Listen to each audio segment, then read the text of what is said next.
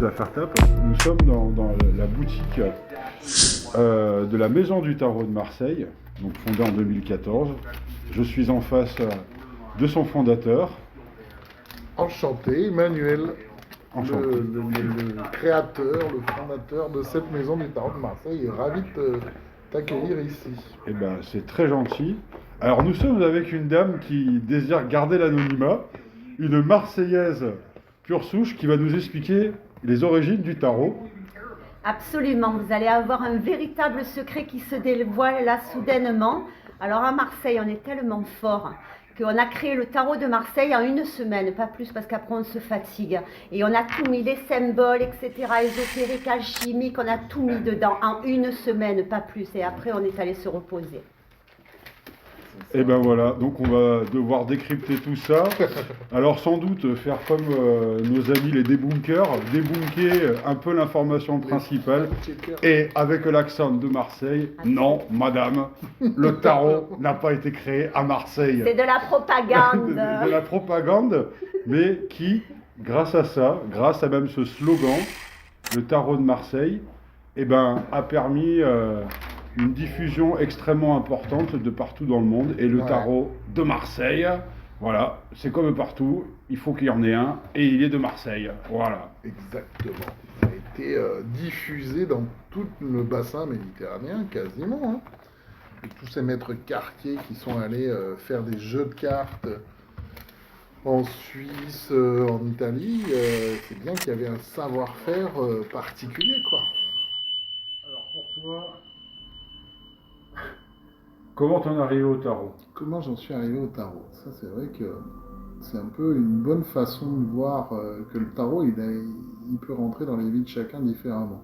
Moi, ma mère, quand j'étais gamin, elle lisait les cartes, mais les cartes classiques, pique cœur, carreau, trèfle. J'ai jamais compris comment elle faisait, mais j'ai souvenir par contre de quand on allait chez mes grands-parents, qui n'étaient pas, moi j'étais en Auvergne à l'époque, mes grands-parents dans l'Indre. Bah, pour pas que je reste seul, elle m'amenait avec elle et souvent je restais dans le salon pendant que ça se passait dans la cuisine, j'ai souvenir. Et chaque vacances scolaires, en fait, j'ai été bluffé puisque, genre, vacances de février, on va voir, je me souviendrai toujours de Scoop de Papy Mamie, où elle leur annonce des trucs que j'entends, notamment sur une cécité et un gain au jeu. Et qu'aux vacances de Pâques, on y retourne et que le papy, il est en train de perdre son œil et qu'ils ont gagné au loto, genre à l'époque 2000 francs, une petite somme, mais quand même pour eux ils étaient contents. Et ça m'a marqué, de se dire mais comment elle fait? Elle m'a jamais appris, elle m'a toujours laissé voir, regarder ou quoi que ce soit. Elle avait un tarot de Marseille, je lui en ai offert un ensuite par la suite, elle m'a tiré des sujets du bac en tirant les cartes parce que j'avais pas envie de réviser des trucs. Et donc moi, petit à petit, j'ai baigné dans tout ce truc ésotérique, le tarot. Mon premier bouquin que je me suis acheté, c'était sur la chiromancie. Et donc ça m'a ouvert à tout ça. Et le tarot de Marseille, il y en avait un toujours à la maison. Et un ducal aussi pour jouer, hein, en fait. Et j'ai appris à jouer au tarot. Moi, la première utilisation vraiment du tarot de Marseille, c'était avec un tarot de jeu. Tarot de Marseille, hein, pas pique cœur, carreau, trèfle, pour jouer au jeu de tarot. C'est-à-dire que j'ai appris à jouer au tarot avec mes parents. Mon père, complètement hermétique à toutes ces choses-là, lui, il utilisait le tarot pour jouer, ma mère pour jouer et pour lire l'avenir, et moi, petit à petit, j'ai joué, et petit à petit, j'ai lu les cartes, et petit à petit, même, je me suis formé au symbolisme des cartes, à la façon de Jodo, en fait. Donc vraiment, je pense que j'étais un peu spectateur des jeux de cartes qu'il pouvait y avoir par-ci par-là, mais j'y ai plongé vraiment la tête dedans il y a 10 ans, quoi. Et depuis, je suis avec un œil nouveau, en fait. C'est-à-dire, je vois du tarot. Comme je t'ai vu toi la première fois, j'étais rentré, j'ai dit, putain, c'est le mat, le gars, quoi. Et c'est ça que j'aime bien, c'est que ce jeu-là, il laisse pas indifférent une fois qu'il est passé entre nos mains ou sous nos yeux. Un peu comme un envoûtement. C'est vraiment un truc qui se passe quelque chose où on regarde différemment les choses. Et j'y suis venu vraiment parce que ma mère était open à ça, quoi. Et après, parce qu'ici, ça m'a permis de faire des rencontres sur mon prof de tarot, je l'ai rencontré ici avant de m'y plonger, quoi, tu vois. Et toutes les rencontres, comme on a pu faire tout à l'heure, etc., font que je baigne de plus en plus dedans. Mais voilà comment je suis venu au tarot. C'est vraiment en voyant ma mère tirer les cartes. D'accord.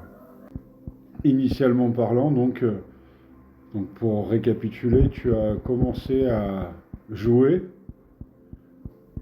avant de lire. Ouais. J'aime beaucoup, c'est la dernière fois que je suis allé chez Franck, donc en Avignon, Ouais. je me suis procuré le tarot Noblet. Ouais. Et dans le tarot Noblet, dans la description qu'il y avait au début, dans la phase introductive, il y a une note où à un moment donné, il dit que justement le Noblet va plus loin parce qu'on n'est plus dans le symbolisme, on est dans l'analogie. Donc c'est là de faire la différence, la subtilité entre le symbole et l'analogie. Et en même temps qu'on ne tire pas les cartes, on ne tire pas une porte, on ouvre une porte, Ouais. donc on ouvre les mondes. Et je trouvais ça vraiment très juste. Et finalement, toi dans ta vision justement, on va repartir après sur la partie historique, Mhm. mais ta vision en fait de l'essence même du tarot, est-ce que c'est simplement pour lire les cartes pour des gens qui en ont besoin, ou est-ce que ça va beaucoup plus loin? Le plus loin va être le chemin le plus court, parce que c'est vraiment pour soi, je pense. Faut pas oublier que ce que l'on en sait aujourd'hui, je me base que sur ce qu'on a retrouvé historiquement, c'est que ce sont à la base 22 peintures offertes par Visconti, le duc de Milan, à sa fille pour son mariage. Faut pas oublier que cette jeune fille, Marie-Blanche, Maria Bianca, je crois, elle est promise à 9 ans. Elle est mariée à 15. C'est une enfant en fait. Et que il offre ça à sa fille pour son mariage sous la forme de peinture qui faisait peut-être 50 cm de haut, je pense, je sais pas, j'ai pas les... Mais c'était pas des cartes à la base. Et c'est là-dessus que moi je me base, parce que à l'époque, c'était utilisé par les prescripteurs, les professeurs, pour, on pourrait dire aujourd'hui, méditer les vertus de la vie. Ces 22 peintures représentent des scènes de la vie très particulières, très ciblées, et qui ont toutes un nom, un ordre tel qu'on le connaît aujourd'hui. Je crois qu'il y a très peu de changements dans l'ordre des peintures, etc. Et que, en fait, c'était, on pense, utilisé comme un livre scolaire, en fait, comme un outil pédagogique pour apprendre aux enfants, aux adolescents, aux jeunes adultes, la vie, en fait. Faut pas oublier que même si on est fille du duc de Milan, c'est pas une obligation de savoir lire et écrire. On l'apprend, bien sûr. Donc, travailler sur les images était aussi très commun au Moyen-Âge. C'était une façon de transmettre une connaissance orale sur du papier. On pouvait écrire, bien sûr, mais tout le monde ne savait pas écrire, il ne faut pas l'oublier. Donc, par contre, dessiner, peindre, oui, c'était plus clair. Donc, ces peintures étaient utilisées pour méditer, réfléchir à qu'est-ce que c'est que le pape, qu'est-ce que c'est que la justice, qu'est-ce que c'est que la tempérance, qu'est-ce que c'est que le diable. C'est 22 chapitres d'un bouquin dont le titre serait la vie, en fait, quoi. Et la vie telle que nous on la voit. C'est pour ça que le chemin est très court, parce que il n'est pas à apprendre à quelqu'un d'autre, c'est nous, comment on va réagir. Je pense que c'était dans cette idée-là de connaître les choses de la vie. Et quand on regarde l'ordre des cartes, on peut très bien y raconter une histoire de quelqu'un qui est en train de naître, qui découvre des choses conscientes, le père, la mère, le côté spirituel, le côté autoritaire, le couple. On sort de son village, on va rencontrer un vieux sage qui nous dit qu'on ne sait rien et qu'on a fait pourtant la moitié du chemin. Il va y avoir du changement, on va trouver une force intérieure, on va voir ce que c'est que le pendu, la malhonnêteté, les gens qui sont en disgrâce en Italie, des choses comme ça, pour arriver au bout du bout, après avoir vu le côté universel, lever les yeux au ciel, se déshabiller. Une fois qu'on s'est connu, on va regarder notre environnement. C'est pour ça que je pense que ça part plus de l'intérieur vers l'extérieur. Et que, oui, on peut apprendre le tarot à quelqu'un, s'il a envie de cheminer aussi sur lui. C'est comme faire une psychothérapie, en gros. C'est, est-ce que je prends rendez-vous? Est-ce que je pense que j'ai des problèmes? Est-ce que j'ai conscience que j'ai des problèmes? Et qu'est-ce que je veux travailler, développer? Si on n'a pas ce feu vert, le démarrage, il va être compliqué. Et à ce moment-là, on peut se cantonner à de la lecture. Je ne dis pas que j'en ai fait de la divination, j'en fais toujours, mais je le fais à titre personnel sur des amis. Mais moi, aujourd'hui, ce que j'aime bien, c'est aller gratter les symboles. Qu'est-ce que ça réveille en moi, ce symbole? On n'est pas obligé de connaître la signification des cartes parce qu'elles parlent d'elles-mêmes, en fait. C'est d'y aller comme à cette époque de Maria Bianca, c'est sans aucun outil intellectuel de connaissance, c'est un résumé de leur vie à l'époque. Et ça aussi, c'est important, de comprendre que c'est à l'époque, c'est pas du tout la même symbolique. On voyait pas les couleurs de la même façon à l'époque qu'aujourd'hui, par exemple. Il y a plein de petits trucs comme ça où on se dit, oui, c'était comme... Non, non, non, oula, oula, oula, oula. Il y a plein de mots, même la maison Dieu, qu'est-ce que ça veut dire à l'époque et aujourd'hui, quoi. Donc ouais, c'est plus intérieur, c'est vraiment une façon de se...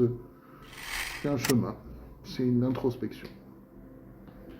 Donc, une grand-mère qui lisait les cartes, un père qui était hermétique à tout ça, une mère, enfin qui jouait, une mère qui jouait, mais qui quand même triturait les cartes, et donc un fils qui s'est dit, bah tiens, on va commencer à aborder, à travailler tout ça. Moi, j'ai rajouté la troisième façon, je trouve, de lire, c'est d'aller gratter sur les symboles et l'outil de développement personnel, pédagogique, ouais, c'est vrai.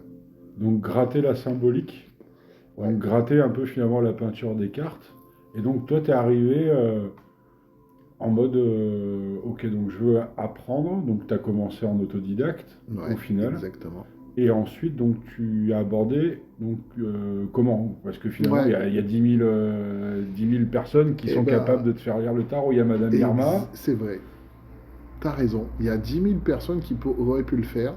Et je pense que c'est cette personne-là, c'est Jérôme Calogero-Giannis, qui un jour arrive dans la boutique en venant de Paris. Un Parisien qui vient à Marseille. Un peu cher. Et qui me dit en plus... Je peux faire un atelier gratuit sur le tarot de Marseille. J'ai quoi, un Parisien qui veut me parler du tarot de Marseille? Attends, petit. Attends, montre-moi. Et il m'a fait une façon de lire les cartes à la Jodorowsky sur 3 cartes, une question. Ça a duré que 5 minutes, hein. Normalement ça prend un peu plus de temps, mais là je lui ai demandé, ok, mais montrez-moi comment vous faites. Parce que, et je lui dis, j'envoie tous les 4 matins des cartomanciens qui font de la... Ok, on le fait pas parce que on ne veut pas promouvoir ça. Et ils n'ont pas besoin de nous. J'ai rien contre la divination. Hein. Moi, j'en ai consulté, j'en consulte, il n'y a aucun souci. Et ma mère en faisait, tu vois. Et donc, il me montre ça. Et la question, je me souviens, c'était... alors qu'il m'explique, il faut poser la question de telle ou telle façon, que ce soit pas est-ce que je vais réussir, c'est qu'est-ce que je dois savoir. Qu'est-ce que je dois savoir pour être plus en forme en ce moment. J'étais fatigué. Et voilà que pendant 5 minutes, je ne fais que parler sur 3 cartes. Et qu'à la fin, je dis, bon, j'ai ma réponse, mais vous êtes un escroc, vous n'avez rien fait. Il me dit, voilà, vous avez compris comment je fonctionne. Je dis, ok, vous venez samedi. Et donc, ce mec-là, il a fait son atelier et les gens étaient, waouh, mais c'est génial, en fait, je comprends le tarot. C'est ça qui m'a toujours un petit peu impressionné. Et pendant des années, je ne me suis pas formé parce que j'étais encore dans ce truc, putain, il va falloir apprendre toutes les significations des arcanes majeures. Flemme, quoi. En bon marseillais, plus tard. Jusqu'à ce que lui me mette un peu un ultimatum en me disant, ma femme est prof, elle est mutée à Mont-de-Marsan, je m'en vais dans un mois. Ah, apprends-moi. Donc j'ai bouffé du tarot pendant un mois de cette façon de lire les cartes à la Jodorowsky, puisque lui, il a été formé par Barbara Claire, qui était l'assistante de Jodo, au tarot humaniste, au tarot psy, comme l'appelle Jodorowsky. Et là, mais j'ai adoré, quoi. Tous les 2 jours, j'étais avec lui, on épluche une carte pendant 3 heures, tous les symboles. Donc oui, c'est beaucoup d'informations à prendre, mais ça reste, parce que c'est des histoires, en fait, c'est pas des informations, c'est, tiens, il y a la papesse Jeanne, l'ermite, voilà, il est... il s'est exclu de la société, mais il n'est pas loin, on sait qu'il est là, on peut aller le consulter. Qui est-ce qui va le consulter d'habitude? C'est du bon sens en fait. C'est les petits jeunes qui cherchent des réponses à leurs expériences, plus ou moins jeunes, mais c'est des gens qui recherchent des questions, et puis il les donne l'ermite, il a une lumière, il éclaire. Et il me raconte ça comme ça à chaque fois, je dis putain mais c'est vachement bien. Et donc j'ai appris comme ça. Et aujourd'hui je continue à transmettre cette formation que j'ai reçue, mais quasiment telle qu'elle. Sauf que je rajoute un petit truc, parce que c'est d'expliquer aux gens, oui, il y a des choses à apprendre. Mais face à une personne qui vient vous voir pour une lecture de cartes, vous n'allez pas avoir grand-chose à faire. Il faut juste mettre la personne en état. Alors, j'ai été aussi formé à l'hypnose. Donc, ce côté de ce qu'on appelle la détermination d'objectifs avant de rentrer en hypnose, c'est comment on met la personne, déjà on titille son inconscient pour lui dire « c'est toi qui vas parler ». Et ben, j'ai retrouvé ça dans cette façon de lire les cartes, c'est d'expliquer aux gens que moi, quand je lis les cartes, comme Jodo en fait, c'est pas que moi, c'est de passer du temps avant d'arriver aux 3 cartes à se concentrer sur sa question. Parce qu'en fait, aujourd'hui, on a des problèmes, tous, on a des soucis, mais on ne prend jamais le temps de le poser sur une table. On va y penser 5 minutes avant de s'endormir ou au réveil, dire oh, putain, il y a ça, il y a ça. Mais là, rien que le fait d'en parler, moi, je pose des questions. Et pourquoi vous n'arrivez pas à faire ça? Et qu'est-ce que ça va vous permettre de faire, d'atteindre cet objectif? C'est ce que je dis, c'est je pose des questions comme si j'étais un gamin. Mais pourquoi t'es barbu? Et pourquoi t'es gros? Et bien en fait, la réponse, si on ne pose pas la question à la personne, la réponse, elle va rester cachée à l'intérieur. Et pourquoi tu n'arrives pas à faire ça? Et qu'est-ce que tu ferais si tu arrivais à faire ça? Donc c'est vraiment être comme un petit garçon qui va poser les questions sans gêne. Ouais, des fois, ça appuie sur des trucs. Et pourquoi vous n'avez pas pensé à faire ça?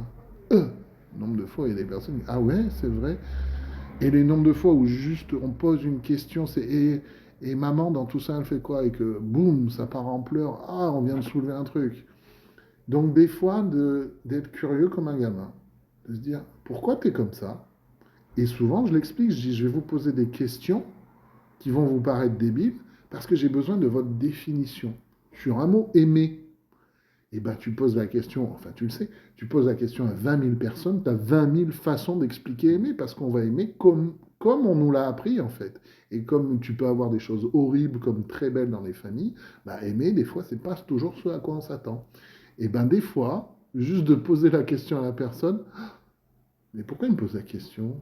Et ben, ça fait réveiller quelque chose, tu vois. Et ça peut faire prendre conscience. Donc, ouais, moi, cette formation, elle m'a appris plein de choses sur le tarot. C'est ce qui fait aujourd'hui que je suis un passionné du tarot. Mais je me rends compte qu'au final, dans les lectures, ça ne sert pas à grand-chose à part raconter une histoire, des fois. Peut-être pour apaiser, justement, dès qu'on a posé une question. Alors, attendez. Parce que cette histoire de cette carte, ouais, elle a ce côté peut-être un peu fatal que vous avez l'impression de ressentir. Mais au final, comme toutes les cartes, elles sont aussi positives que négatives. Au final, cet ermite, est-ce qu'il est heureux? Est-ce que cette papesse qui s'est cachée pour être pape, elle n'a pas réussi quelque chose? Et ben, elle est enceinte, donc elle a pu avoir un enfant, ça veut dire qu'elle a aimé quelqu'un. Il y a toujours quelque chose de positif, tu vois. Et c'est là que ça peut servir aussi à rassurer l'inconscient. Et comme en hypnose, moi je considère que l'inconscient, c'est notre enfant intérieur, bah ça match, on se parle entre gamins en fait. C'est comme si on était dans une cour d'école à parler des problèmes d'adultes. C'est génial.